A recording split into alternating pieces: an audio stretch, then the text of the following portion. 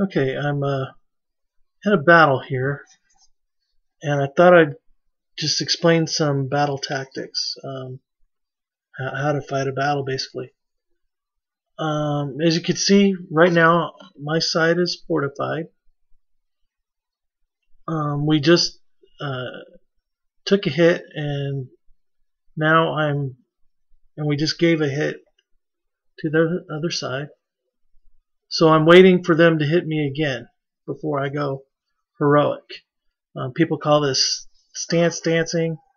See, there was a hit on my forces, so now I'm going to go heroic.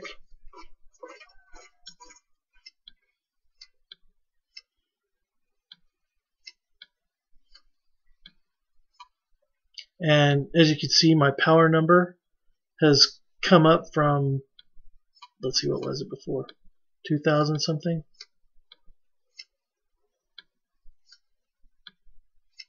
Yeah. On fortified, my power number is 2817. My opponent is 2476.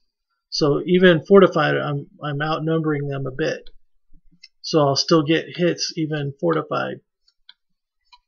I'll still give hits, I should say, even though I'm fortified. But I'll get a more stronger hit on the opposition if I'm heroic. See, my number went up to 11,270.2. I don't have a live mini game score. That would be the 161. When I started this battle, it was at 200. But nobody's on the other side, so this is going to be kind of a, duck shoot. When you hit the opposing side and they're fortified, they're going to have pretty high losses. He just lost 18 units in one hit. That's pretty substantial. Since I know that 70 Legion cost 75 hammers to produce, and he just lost 18.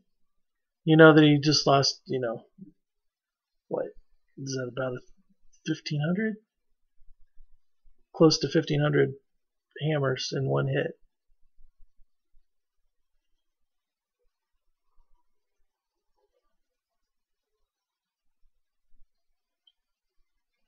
So it's kind of expensive if you fortify. I mean, if you put your forces on heroic and leave them on heroic, and leave the battle, it's something you shouldn't do, because anybody can come on, flip their side heroic for their turn, then go fortified and have minimal hits, minimal losses when they get hit, and just decimate you, just completely wipe your army out in no time at all. Because my power number is so large in comparison to the opponent, I know that I should have at least three rounds where I will hit them in a row, so I can leave my forces heroic for 3 turns without worry. After that 3 turns, I'll go I'll go fortified on most of them.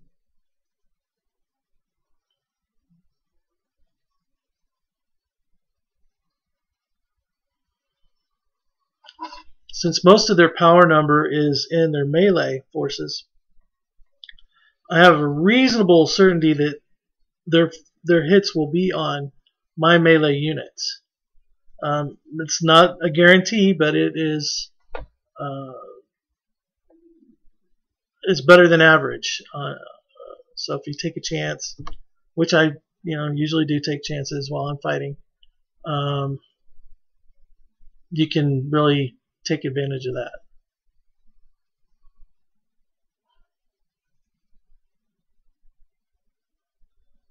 And my 3rd hit on them should be coming up right now. Okay. Now that's the 3rd hit, so now I'm going to take most of my units fortified.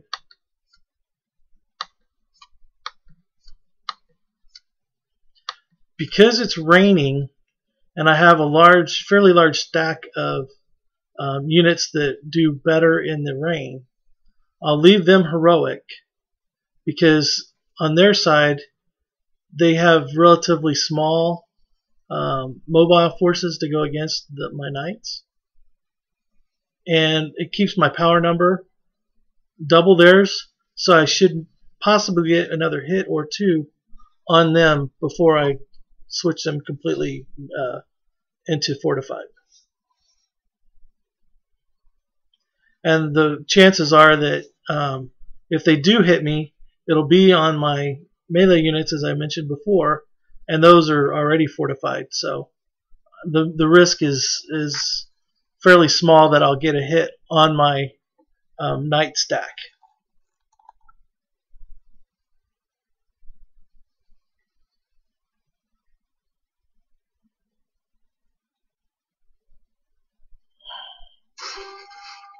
See, there's another hit, and that completely wiped out one stack of their catapults that were on heroic.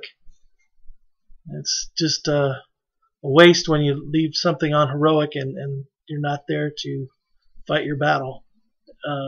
Just leave them on normal if you're gonna. If you want to take a chance, just leave them on normal.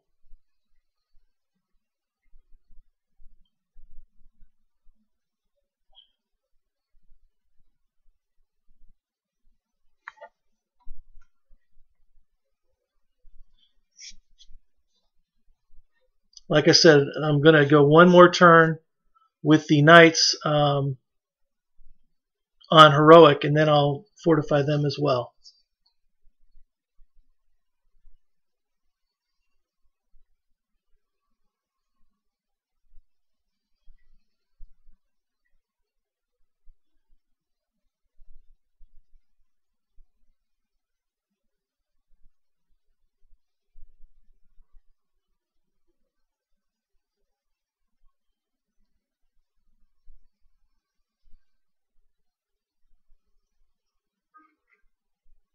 Okay, so he hit me there.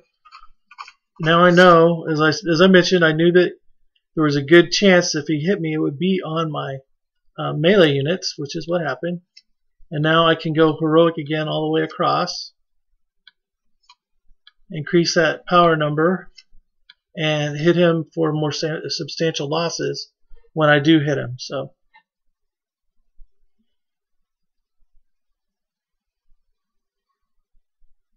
him or them, actually, since there's two opponents across there and neither one of them are online to fight.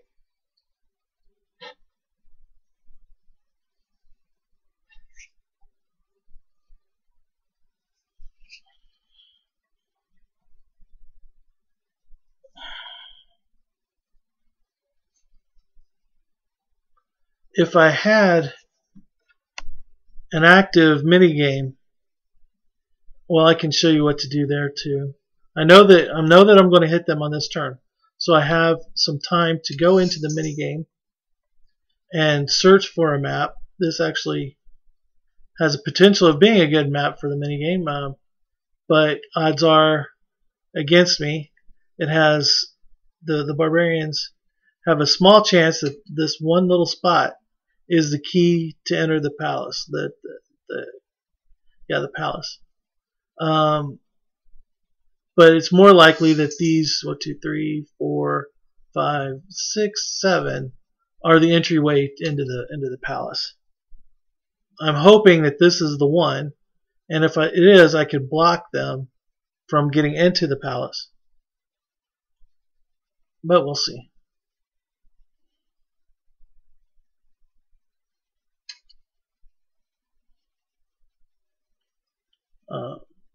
If I had found a good map ahead of time for the battle, I could flip back into the battle like this, and my minigame score would reset back to the 200 that I had prior. As long as you keep your minigame alive, like this is still going on, we call that a live minigame. I could have a score of 495 and flip back into my game, and it would reset back up to 495, even though it had dropped down to 400 even. It would still go back. Okay, there's a second hit. I know that that's the second hit on them. Like I said, I'll do 3 and then I'll fortify.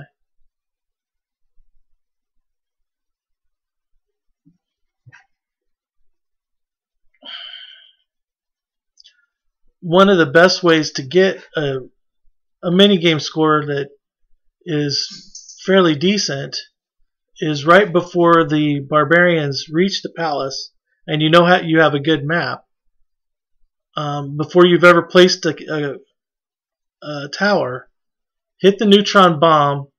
All of the barbarians will disappear, and you'll have stored some of the fastest generating towers to use them later in the game when the barbarians are running faster.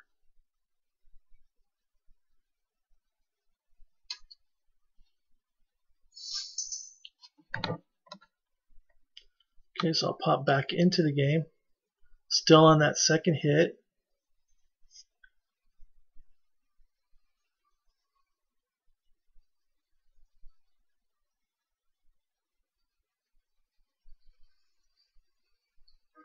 Oh, damn. Well, they hit me and I was on heroic.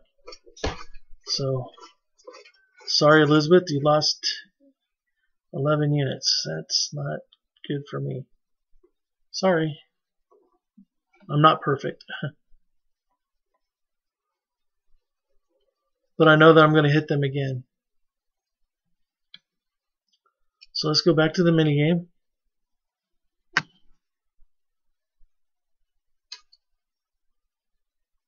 That's the thing about the battles is that you never can be sure of the map. There is a random generator in there.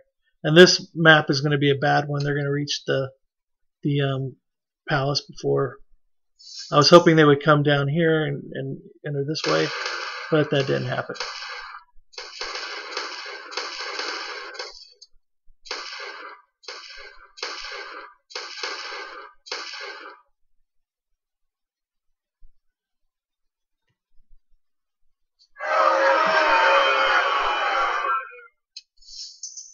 And this is another bad map, so I would just let them march their way all the way down.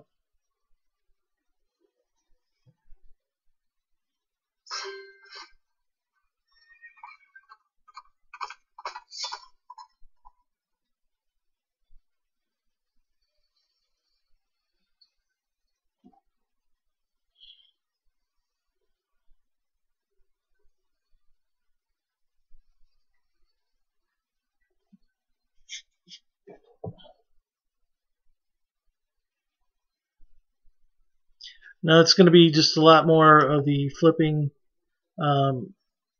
heroic to fortified, just basically mowing them down and shielding myself when I'm pretty sure they're going to hit me. So that's how you fight a battle. I'll probably start it back up here in a bit when it's closer to being finished. Okay, I just talked to the crown on the king on the side of the Romans there, and then he finally pulled that unit off. I talked to them and got them to pull their units so that I wouldn't completely kill all of their units in this one battle. They can still stay in the game and have fun. Even though they're going to lose this one battle, they can win others. Maybe not against us, but against other civs in the game. So this battle is pretty much over. We're going to march the arrow. All battles, the purpose isn't to kill all the other units. It is to march this little arrow all the way up here to where it completely disappears. However you can do that is the way to win the battle. You don't have to win. You don't have to win every hit. Just win what it takes. So that's the basics of fighting a battle. Not a great one, but hopefully I gave you some idea on how to do it.